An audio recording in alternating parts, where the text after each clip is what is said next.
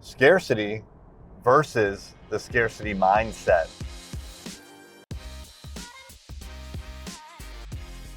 What's happening? I am Erik J. Olson. Yeah, there's really a difference between scarcity and the scarcity mindset. So just for the purposes of definition, scarcity is when you are limited by something. There's a limited resource. So for most people, something like time or money is a scarcity. You just don't have a lot of it, or not as much as you want. For other people, it's just the opposite. You may have an abundance of time because you don't have a job, you don't need a job, who knows? But basically, you got all the time in the world, which in reality we know is finite, but still, you feel like you have an abundance of time on a day-to-day basis, or money, because you've struck it so rich that, money, whatever, no big deal.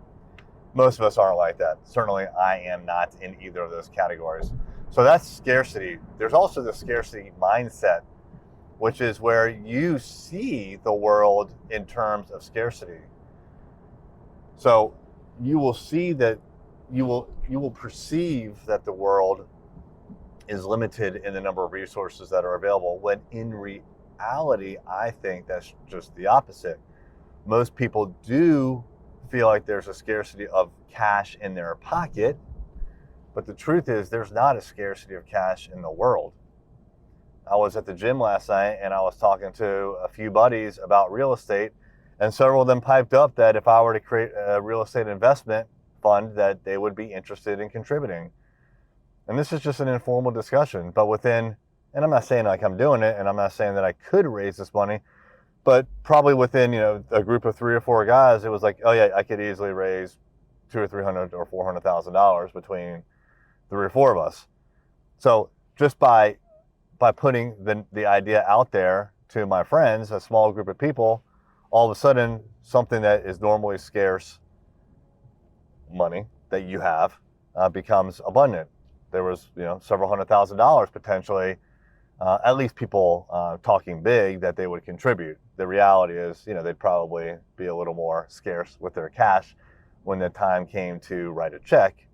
And I'd have to do a whole lot more planning and marketing to get that kind of money together. But my point is that there's true scarcity and there's a scarcity mindset. In business, when things aren't going well for you, you have a scarcity mindset. And it means that you make decisions based on fear of the unknown, really. And it's something that you really need to overcome. Even if you have fear, you should not be thinking in terms of scarcity, that this one deal is make or break.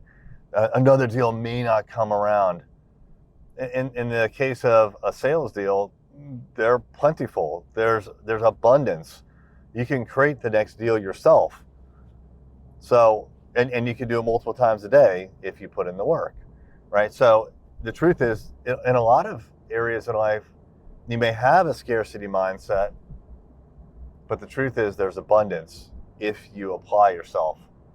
So the challenge that I have for you today is, the next time you think about a situation where there's scarcity, stop, think about it a little bit more, and find out, is it really that there's scarcity in this thing? Or is it just that my mindset, my mind has been made up that is scarce?